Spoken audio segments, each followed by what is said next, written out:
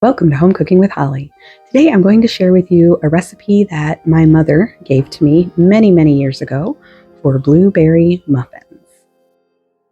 The first thing I'm going to do is add 1.5 cups of flour to a bowl. I'm reserving about 1/2 cup, you could do 1/4 cup as well, for the blueberries. And then I have 1/2 teaspoon of salt and 3 teaspoons of baking powder. I'm going to add that to my flour. And I'm going to give that a good mix. Then I have some butter that I've melted. It's 1/4 cup of butter. I'm going to add that in, along with 1 egg that I'm going to just beat slightly before I put it in there.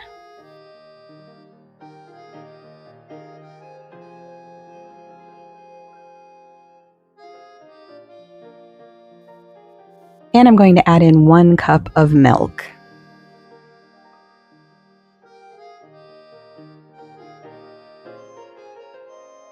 I also have some sugar here. I'm using 1/2 cup of sugar. Now, if you wanted to make these muffins without blueberries, if you just wanted to make a plain muffin or add something else to them, you could use 2 tablespoons of sugar instead. But when we use blueberries in these muffins, we tend to increase the sugar to 1/2 cup. And I just want to get those ingredients really incorporated nicely. Next, I have 1 cup of blueberries I've divided here, and I've just mixed them in with some of the flour. The point of this is to just coat them a bit with the flour so that they don't sink to the bottom of the muffins. And I'm doing it the lazy man's way. You could, of course, put them in a bowl, sprinkle them with flour, make sure they're coated well, and add them in, but this works just as well. And I'm using frozen blueberries. If you are using frozen berries, make sure you give them a little rinse just to get any ice crystals off of them before you add them in. This recipe is great with frozen or fresh blueberries. And I want to stir those blueberries in, but I don't want to overwork this batter. I don't want my blueberry muffins to be tough. Now my oven is preheated to 400 degrees. And I'm going to spoon this into 12 muffin cups that I've lined with those paper liners. If you want to be more accurate or even just a little faster and neater, you can actually use a full-size ice cream scoop for this. I'll switch to that and show you what I mean.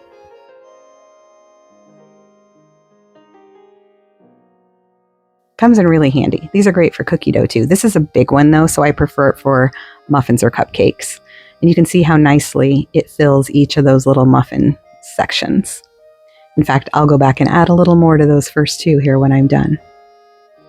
This will just give you more accurate results and help your muffins to bake evenly and be sized evenly, which is really helpful when you want them to bake evenly. You don't want to have one that's dry or one that's undercooked.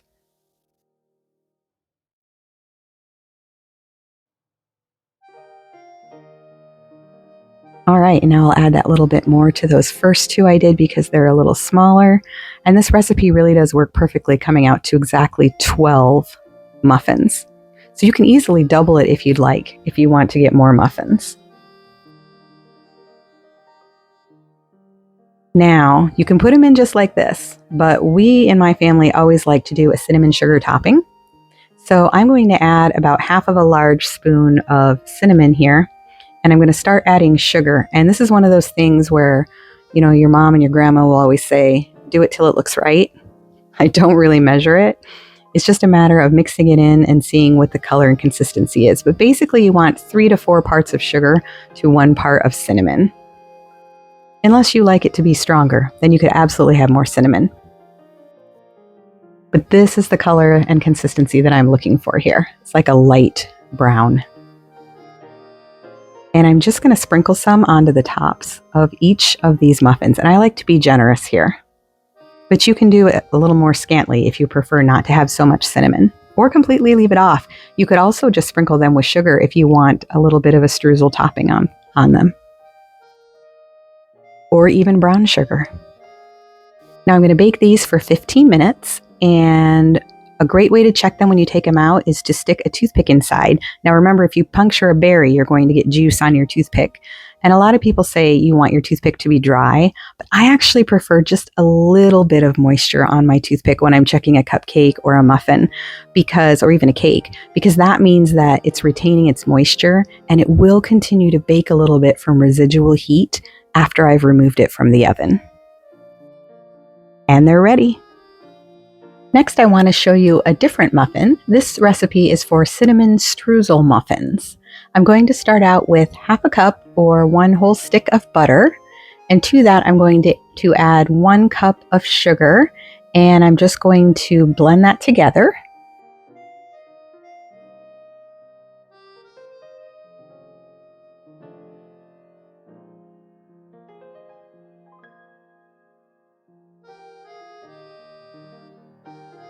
Then I'm going to add in 2 eggs. I'm going to do it one at a time just to let each egg get incorporated in there.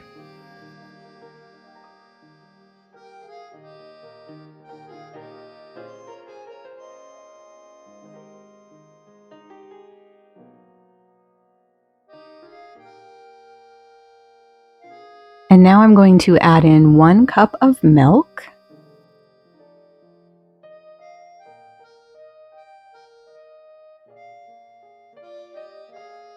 And 2 teaspoons of vanilla extract. This is my favorite one. I got this one in Honduras. I'm a big fan of Mexican vanilla and Honduran vanilla. You can see I have a clump of butter on my mixer here, but we will take care of that soon. Here we go. I get that butter off of there. Sometimes your ingredients will stick. Flour's good at sticking on the top of your mixing paddle. You just want to make sure that you scrape those off back into your batter.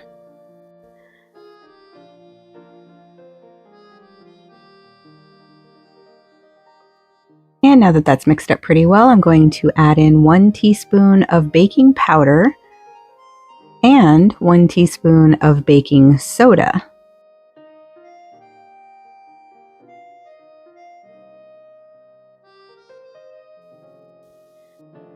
Next, I'm going to add in 1½ tablespoons of cinnamon, which sounds like a lot, and it kind of is. But these muffins have the best cinnamon flavor. And hey, cinnamon's an antioxidant, right?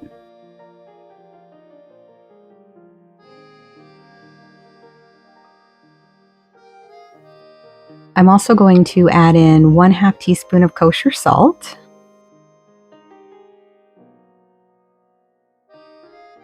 Salt is actually very important when you're baking. If you're worried about things being salty, don't be. Make sure you always add the salt.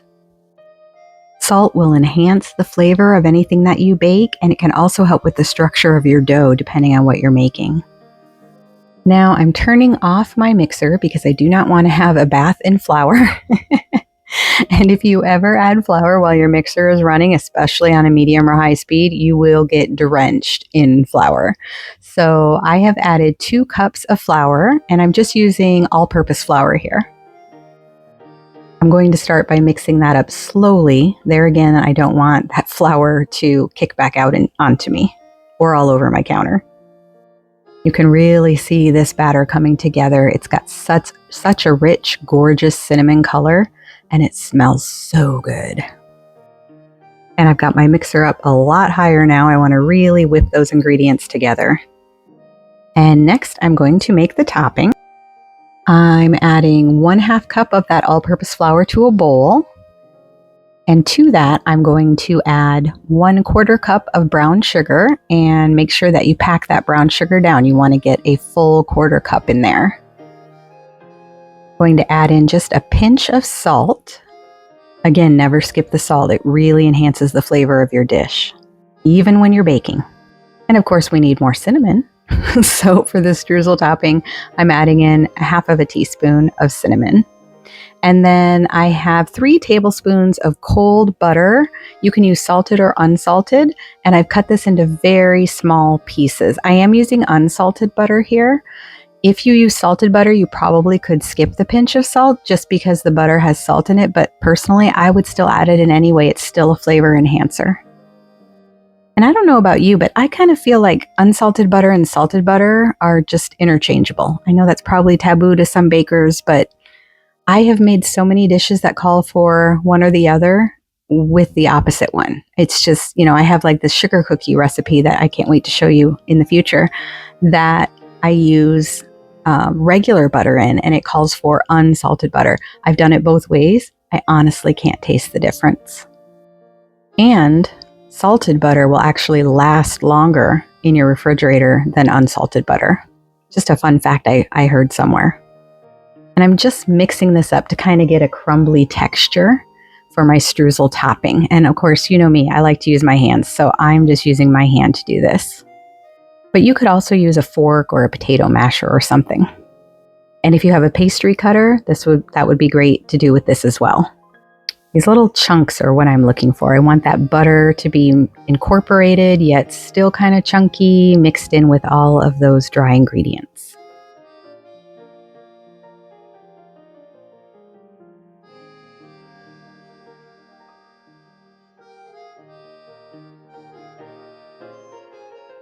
And now I have my handy dandy ice cream scoop. I love to use this for muffins and cupcakes. And I've lined a muffin pan or cupcake pan with 12 of those paper liners. And I'm just going to scoop out this batter into each little cup.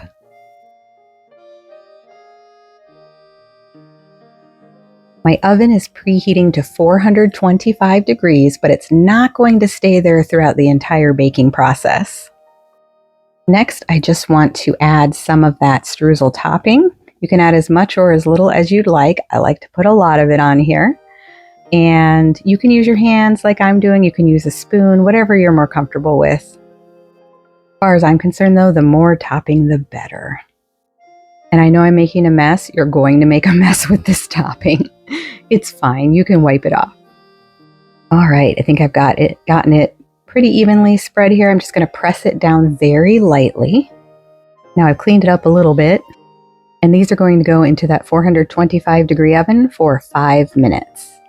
And then I'm going to turn the oven down to 350 degrees and bake them for another 12 to 15 minutes. And I'm going to use a toothpick again just to make sure they're done, just like I did with the blueberry muffins. And here they are, and they smell so good.